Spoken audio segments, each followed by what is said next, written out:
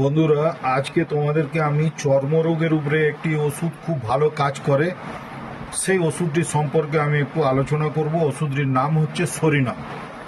এই সরিনাম ওষুধটি আলোচনা করবার এই কারণে আমি প্রয়োজন মনে করলাম, এইটিও কিন্তু এই গরমের সময় এই জাতীয় রুগী আমাদের কাছে চেম্বারে কিন্তু আসতে পারে। অর্থাৎ গায়ের চামড়ায় যে সমস্ত রোগ হয়, বিভিন্ন ধরনের চামড়ার রোগ হতেই পারে, সেই সমস্ত রোগের ক্ষেত্রে আমরা সরিনাম ওষুধটি কোন কোন সিমটমসের উপরে ব্যবহার করতে পারি সেইটি সম্পর্কে আমি দু একটি কথা বলবো। যেমন ধরো, সরিনামে পেশেন্ট কিন্তু একটু দেখতে যেন শ্যামবর্ণ হবে, মানে খুব উজ্জ্বল বর্ণের হয় না, একটু কদাকার অর্থাৎ কালো ধরনেরই হয়ে যাবার সম্ভাবনাটা বেশি থাকে। গায়ে তাদের প্রচণ্ড দুর্গন্ধ থাকে, এত দুর্গন্ধ যে সেটি স্নান করার পরেও কিন্তু যায় না।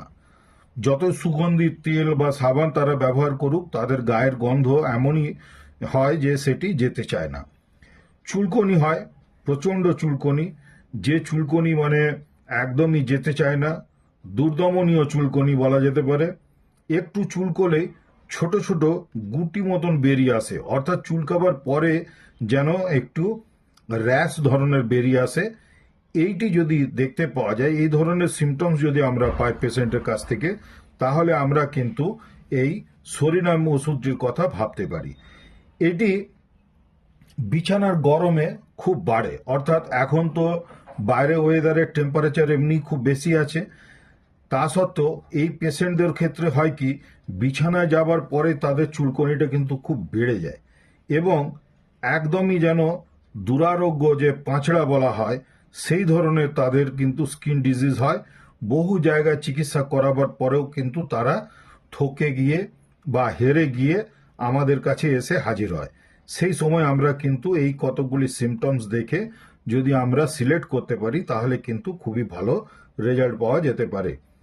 এই যে সরিনামের পেশেন্টের গুটিগুলি যেগুলি বেরোয়, সেগুলিতে কিন্তু পুঁজযুক্ত হবে, অর্থাৎ একটু পাস ফরমেশন থাকে। সেই ক্ষেত্রে আমরা এই ওষুধটির কথা ভাবতে পারি।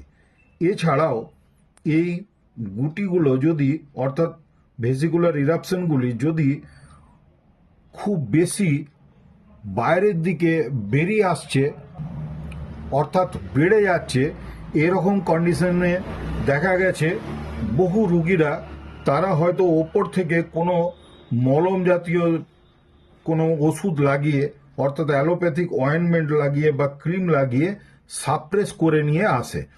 সেই সময় হয় কি, হয়তো স্কিন ডিজিজটা তাদের সাময়িকভাবে হয়তো কমে গেল, কিন্তু তার থেকে তার পরবর্তীকালে সেই কারণে দেখা গেল হয়তো জ্বর এসছে বা পেটের ডিস্টারবেন্স হয়ে গেছে, খুব বেশি কাশি হয়ে যেতে পারে, হাঁপানি হতে পারে, ইভেন প্যারালাইসিসও হয়ে যেতে পারে।